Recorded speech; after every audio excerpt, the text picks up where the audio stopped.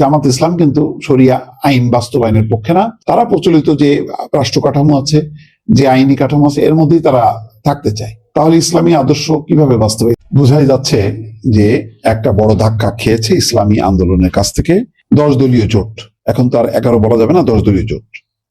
মামুনুল হক বলছেন যেমন, ইসলামী আন্দোলনের সঙ্গে আসন সমঝোতার আর সুযোগ নেই। ইসলামী আন্দোলনের সঙ্গে আসন সমঝোতার আর কোনো সুযোগ নেই। তবে জামাতের আজকে জরুরি বৈঠক মজলিসের শুরা, সেই শুরার পর জামাতের একজন নেতা বলেছেন যে তারা শেষ সময় পর্যন্ত অপেক্ষা করবে, অর্থাৎ ওই যে সম্ভবত 22 তারিখ বা 23 তারিখ, ওই যে প্রতীক বরাদ্দের শেষ পর্যন্ত।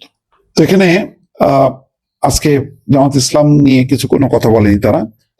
তিনি বলছেন, মামুনুল হক, যে বোঝাপড়ার ঘাটতি থেকেই এমন পরিস্থিতি তৈরি হয়েছে, এতে ভোটের মাঠে খুব বেশি প্রভাব পড়বে না বলছেন। তিনি বলেন, নির্বাচনের আগে ইসলামী আন্দোলনের সঙ্গে নতুন করে কোনো বৈঠকের সম্ভাবনা নেই। তবে তারা যদি আবার জোটে ফিরতে চাই তাহলে সাদরে গ্রহণ করা হবে, আর যদি না আসে তাহলে বাকি আসনগুলো শক্তিশালী অবস্থান এবং জনপ্রিয়তার ভিত্তিতে বন্টন করা হবে। 47টা আসন, এটা নিয়ে হয়তো আবার টানাপোড়েন হয় কিনা, তবে জামাত বোধহয় আর বেশি কবি করবে না। এনসিপি কে 10টা দেওয়ার কথা, অন্যদেরকে হয়তো দিবে। যাই হোক, এখন এটা একটা বিরাট ধাক্কা, কারণ জামাতের পরেই এই জোটের অবস্থান হচ্ছে ইসলামী আন্দোলনের।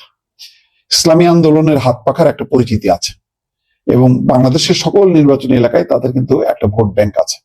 জামাতের মতন অত বড় ভোট ব্যাংক না থাকলেও একটা ভোট ব্যাংক আছে। তাছাড়া যেভাবে ভাঙলো এবং যে কথা বললো ইসলামী আন্দোলনের পক্ষ থেকে, এটা গুরুত্বপূর্ণ, কারণ জামাতের লক্ষ্য ছিল যে ইসলামের কথা বলে ভোটগুলো জোগাড় করা। সেখানে ইসলামী আন্দোলন বলতেছে যে তারা তো আসলে ইসলামের পথে নেই, ইসলামের আদর্শ বাস্তবায়ন করতে হলে শরিয়া আইন চালু করতে হবে। বর্তমান যে আইন, এই যে গণতান্ত্রিক যেই আইন কানুন, এটা ইসলামের সাথে সামঞ্জস্যপূর্ণ না। তাহলে ইসলামী দল ইসলামী আদর্শ প্রতিষ্ঠা করতে গেলে শরিয়া আইন চালু করতে হবে।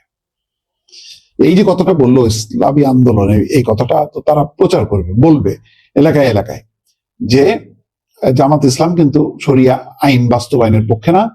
তারা প্রচলিত যে রাষ্ট্র কাঠামো আছে, যে আইনি কাঠামো আছে, এর মধ্যেই তারা থাকতে চায়।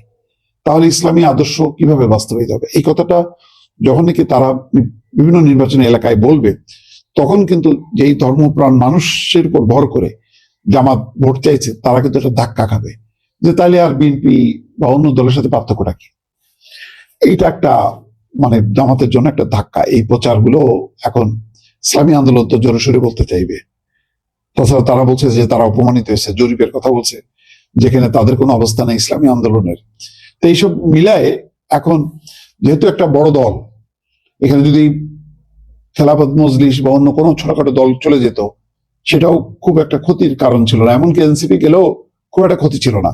তাহলে সমস্ত ইসলামী দলগুলো মিলে বলতে পারতো যে ইসলামী ভোটগুলো সব এক জায়গায় করো, এরকম একটা দোহা তুলতে পারতো। এখন আর এই দোহা তোলার সুযোগ নেই। এখন বিএনপির ওখানে চলে গেছে একটা গ্রুপ, 2-3টা রাজনৈতিক দল, ইসলামী আন্দোলন আলাদা থেকে গেল, আর হচ্ছে 10 দলীয় জোট, জামাতের নেতৃত্বে একটা দল। এই ছত্রভঙ্গ হাতে সামগ্রিকভাবে ভালো হয়েছে যে ধর্মের নামে নির্বাচন করা উচিত না, সেই অর্থে ভালো। কিন্তু যাদের মূল টার্গেট হচ্ছে ধর্ম নিয়ে রাজনীতি করা বা ভোট টানা, তারা কিন্তু একটা সংকটে পড়ে গেল, এবং ইসলামী আন্দোলন সেই সংকটটাকে ত্বরান্বিত করবে, এটা মানতেই হবে।